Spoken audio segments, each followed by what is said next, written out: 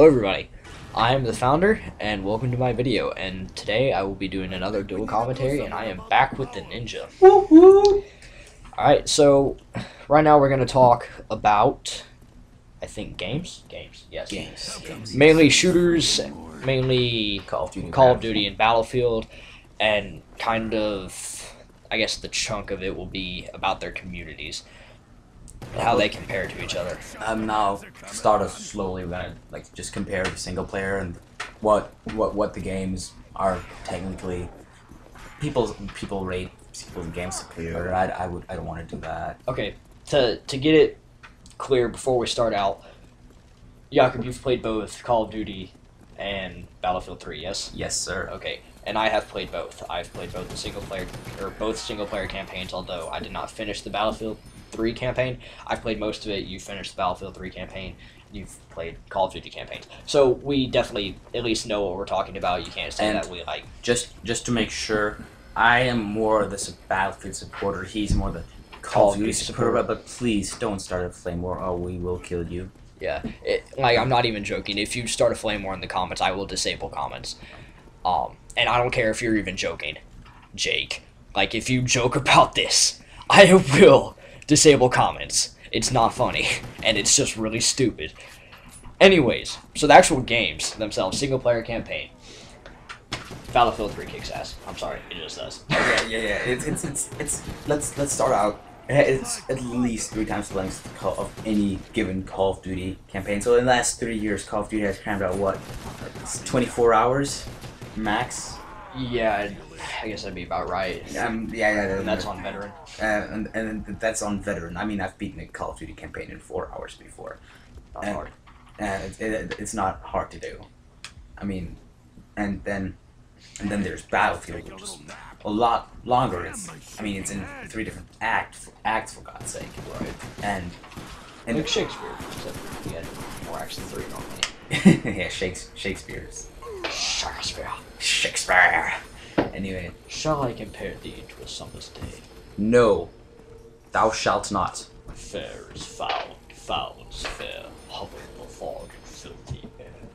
By the way, if anybody can name either of those plays, I'll give you $5. Not really, but I'll be impressed. You will learn my impression. Yes, that came out wrong. I will be impressed at you. So yes, great reward, great life reward to have. Like, you will walk in to a job interview, or you'll be standing in front of a crowd because you're running for President of the United States of America, and you'll be like, "This man was impressed with me, so you should elect me," and everybody will start cheering, and you'll get elected. I guarantee it. And next time you're in a bar, and you see this hot chick, she's really hot, and you're like talking to her and stuff, and they're like, "Oh, by the way, this guy is impressed by me, and his friend is too." And then she's like, "Whoa, his friend is too?" And then you're just like, "Can you introduce me?" Sure I can. You're gonna say, I'm gonna have to call this guy later. I will hook you up with that girl. Right. You could also talk to the bartender. Bartender will give you drinks free. You know. Yeah. Just pointing that out. Some life advice for you guys. Yeah. Where were we? Yes, exactly. Single player campaigns. Battlefield 3 so much longer. Like my penis. Shut up. Okay, no. Battlefield 3 campaign, actually, it is better. 1, because it's longer. 2, it's more realistic. And 3, the graphics kick ass. Frostbite 2. Right. Let's start talking about Frostbite 2.0. Let's see. Call of Duty. What engine it's on? I forgot the name. It's so the Call of Duty engine. The Call of Duty engine. That's literally what they call it. Let's see. Where they started Call of Duty 3 or COD 4. One of those. It was COD 4. Yeah, it's COD 4, and then every year they say they revolutionized the engine when they're actually just making it worse. No, they take the binary code and change 1 O to a 1, and then they're done. They're like, "Hey, we revamped the engine." Yeah. Frostbite 2.0, genius engine. The graphics, especially on PC, are amazing. Destructible environments, ooh, lovely. If you're so sexy. If you're a gamer, you gotta wear diapers. Yeah. You gotta wear diapers. There's my pants. Exactly, that's why. Or you could just wear a rubber. Rubber. Let's go, Dennis. Oh, shut up. Let's not get into that. Okay. But with that, Frostbite 2, clear the superior engine is going to be for the next couple of years. Put that P90X away.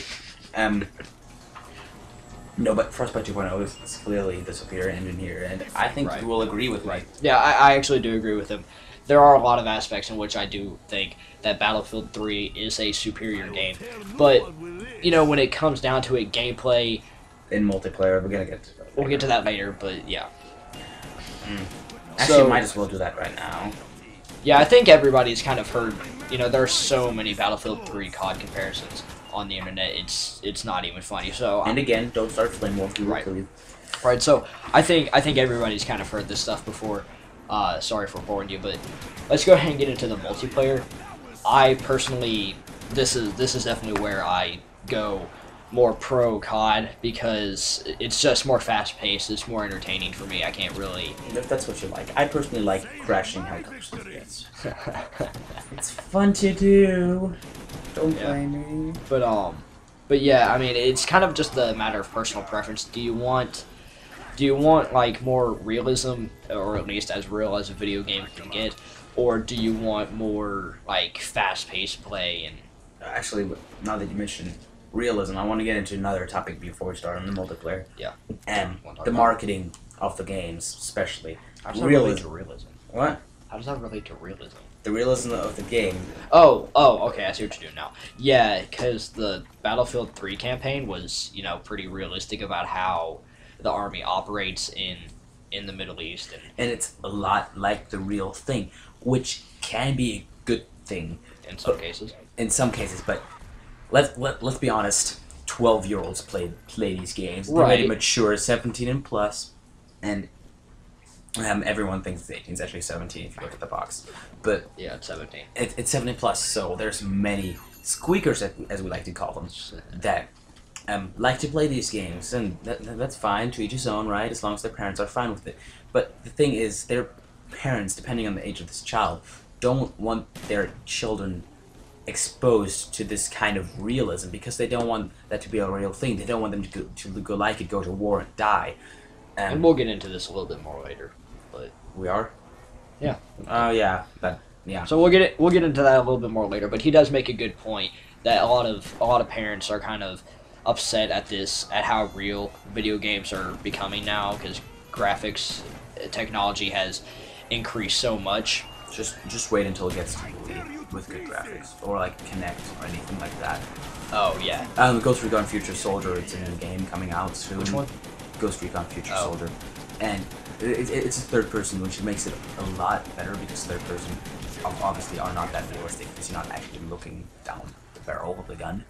There's a SOCOM game coming out, or maybe it already is out. I don't know. There's a SOCOM game. I don't pay attention to SOCOM, but it's on PlayStation, and you know PlayStation has their whole PlayStation Move deal. Yeah. You set up one of the PlayStation Move controllers to like a gun-like apparatus, and and shoot like that. So you know that kind of adds a whole new effect of realism and dimension. You actually feel like you're holding a gun in your hand, not that the thing looks anything like a real gun or feels anything like a real gun. But you know, it's definitely a step closer from holding a little, I don't even know what you call it, but like that controller in your hand. Like it's a little box with two knobs on it. Right. It's and for that, especially that, parents are not going to buy their children this. It's way too realistic. Yeah. So if you're going to talk realism, you got to talk about that. They lose customers by this, but since they're not targeting these customers anyway with their rating, they're gonna go for the older people. But you know they're just losing customers, but that's fine. They're not targeting. If we didn't talk marketing, I was stuttering there. Okay. Back to multiplayer. Well, multiplayer is mostly about communities, if you ask me. Right. I mean, it has some to do with how the game is set up, and you know, it's a little bit more apparent when you talk about Battlefield versus COD, because I feel like, aside from the community, the main difference that the developers had between the two games, is the way that the maps are set up. Because you know, in Battlefield 3, you have these massive maps and you have vehicles. But in COD, you don't have vehicles, but you have much smaller maps, which are much more actioned. What? Okay, let's go from the bottom of the list here. Okay. Yeah, but it's like much more action, smaller maps. So that's kind of the main effect that the developers have had in developing the game differently. But you know, if aside from like pace of play, I guess is what you'd call it, the main way about how the game is going to play out depends on the community and how they want to play the game. Because if you have an overpowered, which is really just means overused, weapon in any game, and that becomes overused by the community, and it's deemed overused by the community, and then people just start using it to piss other people off. I mean, it's I don't even know what to say. I was going to talk about something else, and that is, especially with, just forget about what he said. He's not important. Okay, that's cool. Not like it's my video or anything. Anyways, you were saying last year, November, the month of the empty wallet, as some people called it. Yes. Oh, I love Lao. Anyway, they're both Battlefield 3 and Modern Warfare 3 was it? Came out. I don't know what's Modern Warfare some number that's somewhere in up there, just redoing the same game again. And Skyrim. And oh yeah, and Skyrim. This is not a Skyrim video. We can have hour-long talks about Skyrim if we want to, but we won't. But they both came out around the same time, so of course, what happened? The two communities clashed. Ooh, that was a nice little piece of cake. That Clash of the Titans. Clash of the Titans. For anyone who ate that cake, they died, and basically, the cake is alive. Shut up.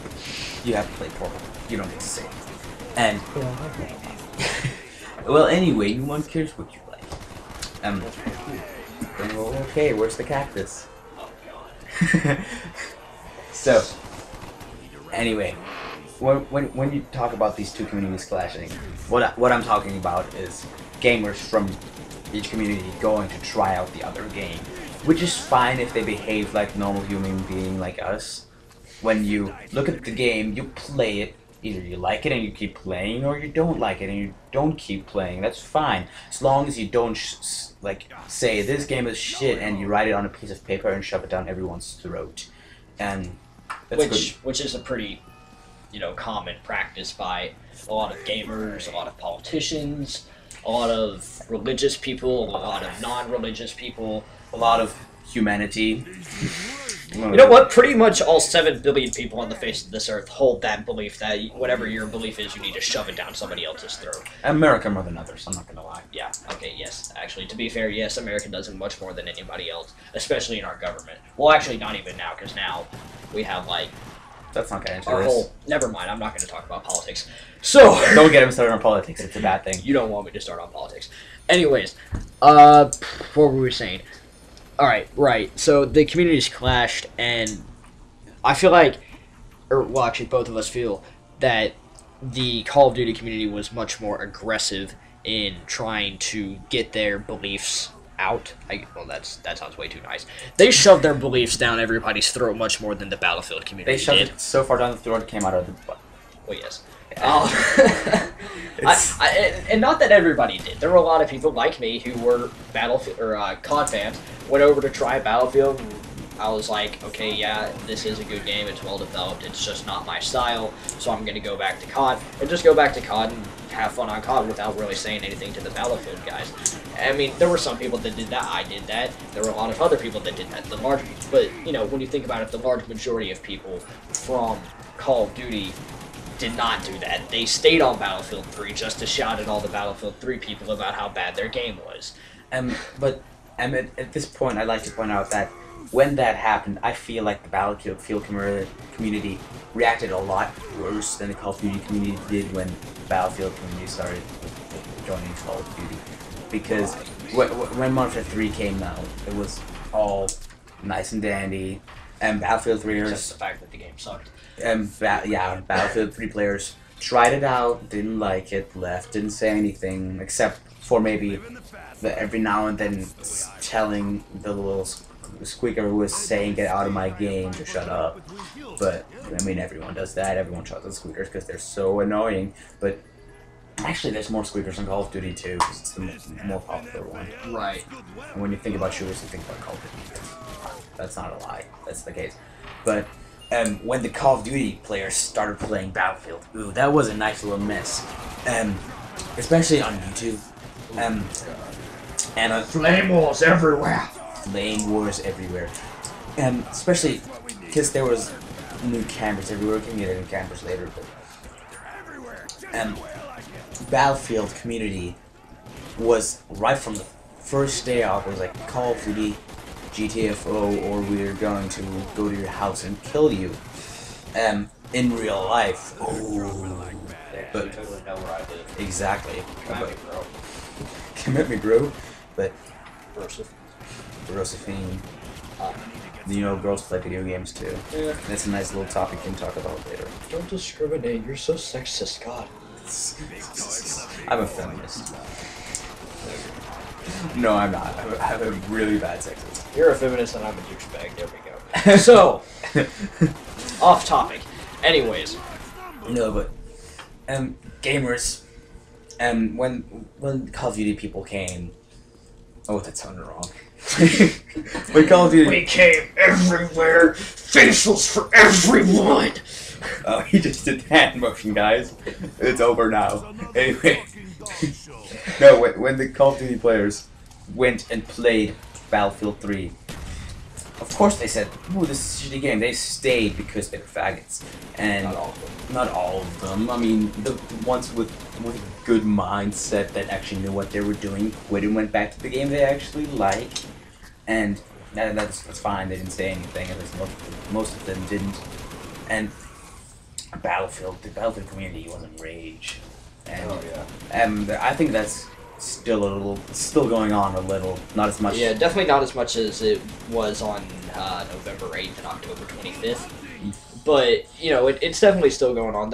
I'll talk to some of my friends at school, and they'll I'll still bring it up every now and then. Yeah, but Tyler will definitely bring it up every now and then. Gilroy and Scales, they're always talking about Battlefield and how it's so much better than COD, and I'm just like, you know what, it's a matter of personal opinion, and I know what your opinion is. You don't have to tell me like 500 times, thank you, back off. Yeah, but that's the correct reaction from your part there. But, yeah. You know, for the people that will have any opinion, and this goes beyond gaming, any opinion at all, and you start telling it to somebody else because you think that they're wrong, so you start trying to tell them your opinion and why your opinion is superior. And then they say, okay, I guess, whatever, and don't really care, and just keep believing what they believe. And then you get mad because they didn't accept your supposedly superior theory above theirs. So then you try to tell them again. And then you've told them 100 times and they still believe what they believe. You know, you've got to realize, if they don't accept your belief after 100 times, what makes you think they'll accept your belief after 101 times? Let me give you the definition of insanity. Trying the whole one thing over and over again, expecting a different result. If you keep telling someone that something's better and they don't believe you, they're not going to believe you after a while. So, it's just after a while they're just going to get annoyed and kick you in the face. That's what I do. Have I ever kicked you in the face? No, you kicked me in the chest and then I put you in a headlock and then you ball tapped me so hard that I was rolling in the floor in agony for 5 minutes and then I beat the shit out of you. 3 minutes. Wow, you counted, okay.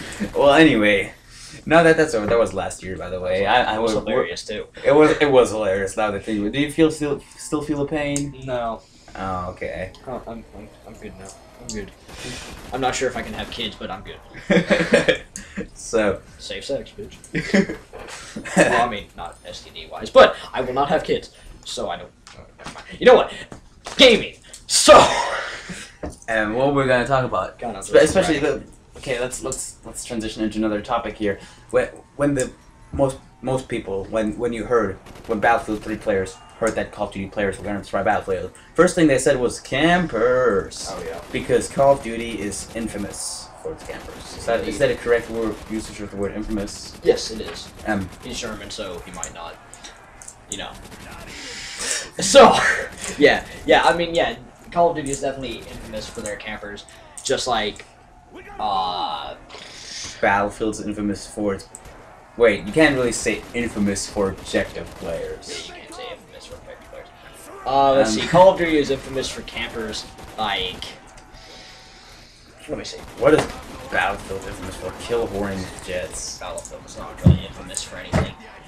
It's kind of hard to say that it's infamous for anything because it's not famous for anything. I mean, it's widely played and it's like it's a big game and everything, but it's just not famous. It doesn't get a lot of attention in the YouTube community or in like gaming communities outside of Battlefield. Like nobody really talks about it, so it's hard to be infamous when you're not famous.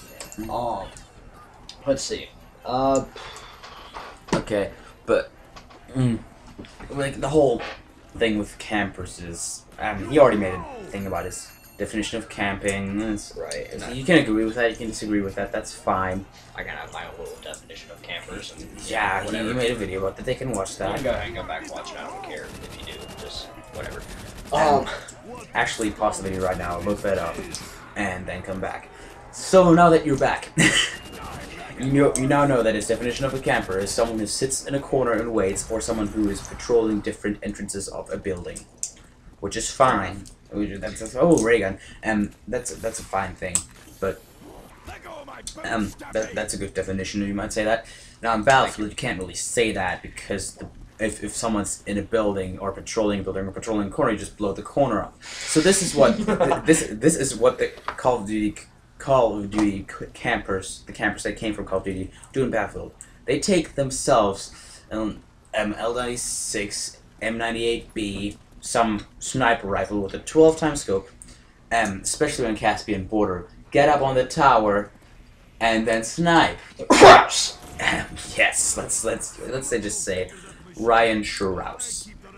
Ryan Shearhouse. We will shear your house. Sorry, what? Exactly. Well, what? I don't even. Anyway, what the actual? Why did I say that? Well, anyway, he's a camper. Let's move on. Yeah, he camps and he helicopters, and that's it. Yeah, the helicopter part is the good part of that. Oh yeah. He's a pretty good helicopter pilot. Yeah. Except he's kind of, I mean, sorry, I know you're going to be watching this video, so you're just going to have to deal with this. But, you know, the kind of the deal about him, and I'm sure this happens with a lot of other people, when they get into the pilot seat of a helicopter, they turn into a douchebag, because they're just like, hey, I am all powerful. I have all the power. yeah, they're like, hey, guess what? I have all these weapons. And everybody's like, really? I don't give a fuck. And then they're like, hey, get in my plane as engineer. And you're like, but I'm assault. And they're like, well, change to engineer and then get in my helicopter. And I'm just like, I don't want to. And he's like, well, do it anyway. And then I get in there and he's just like, okay, now point that flame at the side of the helicopter the whole time. I don't see how that really fixes anything either. You have a helicopter on fire, so you put fire to it and it fixes itself. Okay. We'd already finished realism. Let's move on. Anyways. So, I mean, they kind of boss you around a bit, but I was off topic on that. Okay, let's get back to topic. You had campers in Battlefield 3, except, you know, it's definitely not as big of a problem as what you have in Call of Duty. Simply because you can just blow up the wall. Yeah, I mean, it's a lot harder to camp in Battlefield 3 because, one, the maps are so big that you're not going to have, like, any hotspots. I mean, you still have hotspots, but they're definitely not. They're like, the objectives, basically, in everyone. Right. And you can't, like... And if you've ever played Battlefield, you know that after 2 minutes, the buildings that the objectives are in are dust. Yeah. So, it's just, the destructible environments don't, like campers at all. Whereas in COD, you could double a building size by covering it in C4 packs, blow up all packs of C4 simultaneously, and the building would just be standing there like, did a mosquito land on me? I'm sorry, what? I mean, like, nothing happens to the building, and I mean, you know, that's just kind of the way that the developers designed the game, but that kind of gives an advantage to campers. You know and what's also, funny? What? In one of the maps in Modern Warfare 3, there's a spot where you can throw, there's this, like, gutter thing. Like there's this window. Yeah. And you can throw a stun or whatever grenade through one way, but you can't throw it through the other way. Yeah, that's it's like a rainy Chinatown map. Yeah. Rainy. Hard Hat, I think. No, Hard Hat's the construction site. Oh yeah. Like I know the maps. God. Whatever. You keep talking. Yeah, you Call of Duty people know what the map is. But yeah, there's a little metal screen in one part where you can just kind of like shove grenades through one way, but they don't go through the other way. Yeah, basically, let's not get stuck on remembering that name. Yeah, but you know, like things like that, and then the indestructibility of the environments in Call of Duty, along with the map size, really help campers to camp. Wow. I mean, it just makes it easier for them, and they can get a lot more kills out of it, and they're not as easily exposed in their camping spots. Yeah, almost. So, yeah. What else? Another thing I want to point out is that, of course, there's different kinds of players. I mean, at one point, you get into the objective players, which is what Battlefield prides itself on, but Call of Duty has those too, just not as many. And then there's, I mean, objective players are pretty obvious what they are. They play the objective. That's what Battlefield is about, at least it prides itself on being about that. And then, yeah. I mean, it's hard to say that, like, 100% of Battlefield players are objective players, and 100% of COD players are campers. I mean, if 100% of COD players were campers, every game would end 0-0. Yeah, but that's where the kill horse, us. Ah, yes, kill horse. Yeah, come in. AKA COD commentators. Yeah, not really. I mean, there's objective players like search and destroy people. But okay, how many people do you know that commentate over search and destroy? Next Gen Tactics does. Nobody cares about Next Gen Tactics. Not anymore. They used to be really popular. I think they still are, but they yeah, but like Woody and White Boy. Oh yeah, those people. Who cares about them? I really don't. Everybody cares about. Okay, not you. Everybody. Oh wait, here's a counter example. Damn. Okay, so let's see. Minus you, that leaves 6,999,999,999 people who do care. No, actually, I'm kidding. That's an exaggeration. In case any of you couldn't tell. If you couldn't tell, then your IQ is probably like 5. So yes. Anyways, you were saying objective players, kill horse, campers. Yeah, but I kind of want to move on, actually. Alright, that's cool. I think most of you guys got the idea. Yeah, if you don't get the general idea by now, again, your IQ is 5. So let's talk about the society in general, and what they think of us, the gamers, because after all, yes, our communities hate each other, but hey, we're all gamers. We all play video games. Whether it's Battlefield 3, Call of Duty, racing games, Uncharted, sports games, whatever, you all So Uncharted is its own genre? No, because I said Call of Duty and Battlefield, I mean. Oh, yeah. Well, okay, let's just forget about that part. You know, you're all gamers, and whether you want to fight about which game is better or not, that's cool, but we have further issue, and that issue is called the government. And well, not necessarily the government, but also parents. Yeah, parents, mostly. Or adults of any kind. Or adults of any kind. Well, no, actually, no. That's actually not fair to say, because the average gamer is in his 30s. So, adults who are against video games and government who, is against video games. So, yes. Because, apparently, a video game that helps you steam off violence increases your violence. Yeah, it's really bullcrap, because... We can tell you a story here, can't we? Alright. Personal example. Actually, I'll tell it because it's outside object. So his grades last year weren't that good. That's fine, right? So I wasn't failing. Don't worry. It was just my dad seems to be unimpressed with my grades. Like I could get all 99s, and he'd be like, "Well, why aren't they hundreds, you faggot?" So I have issues with my dad. That's not what we're here to talk about. He didn't like my grades, so he took my PlayStation away. Oh yes, and PlayStation away. So of course, by the general opinion of the society, no more video games, aka he's gonna be an angel, right? Right. Well, think again, he got into fights a lot. His anger level rose to above 9 million. It was over 9,000. It was over 9,000 now. Now it was at 9 million. Shut up. You calling yourself a nerd? Yes, I am. I'm a much bigger nerd than you are. I'm a nerd and a douchebag. A bunch of other things. Yes. I have pretty bad qualities overall. Yeah, but you're a nice guy. Anyway, not really. Wow, thanks. I feel like passion. No, without your PlayStation, you weren't that nice of a guy. I actually stayed away from you for a while. I noticed. Yeah, he kind of got really angry, and I got really violent really quickly. I like my continued existence, so I just And I mean, left it like, with that. my parents could definitely tell, I think, because when I would come home a lot of days, I'd be pissed because something happened at school, and I'd just be like, you know what, I'm pissed, I just want to go to my room, and I want to kill some bitches. So then, I'd go to my room, and then I'd be like, oh wait, I don't have a PlayStation anymore. And this was before I had Xbox. If I had had an Xbox, he would have taken that away too. But, like, I'd go there, and I wouldn't have anything to play, so I wouldn't have any way to blow off steam, and I'd just kind of, I'd be like, fine. So then I went back downstairs, and we'd be down there, we'd be talking, and I'd get real pissy at my parents. Like, I was pretty much PMSing 100% of the time. Which, by the way, it has been scientifically proven that guys do show signs of PMS, or show symptoms thereof, which is, I found very interesting. Anyways. But, video games. That video games don't make you more violent, they make you steam off the violence. It lowers the violence level.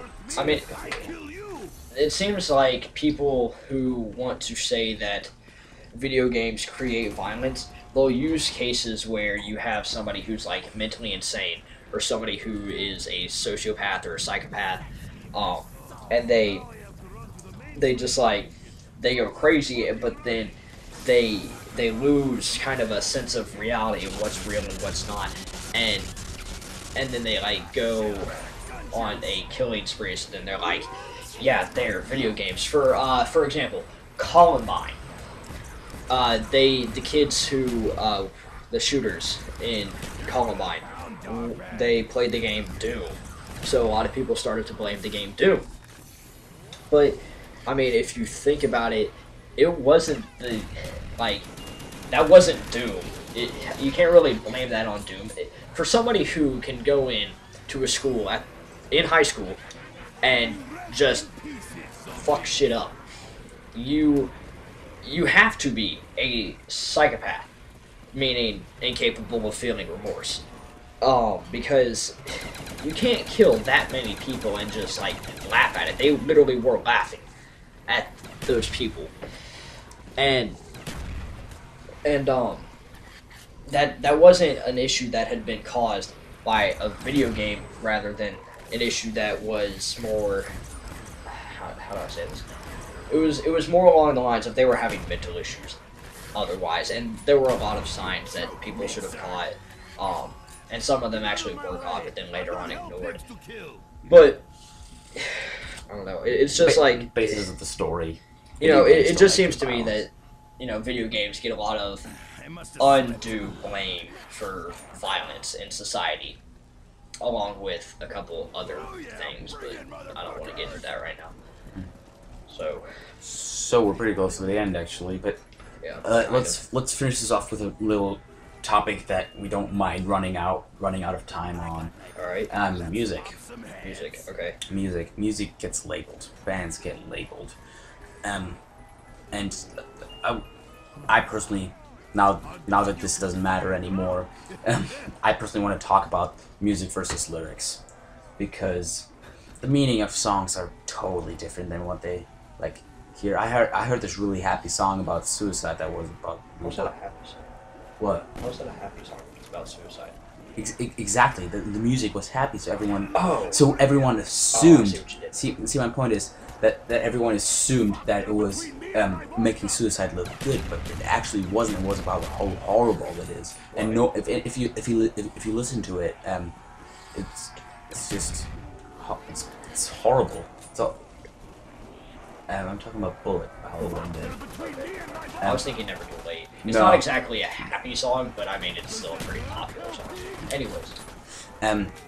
Yeah, but basically what I'm gonna say is, now that we're about done, is that if people actually listen to the lyrics of songs, then they would understand it a lot better. And hey, look, it's the end. It is the end.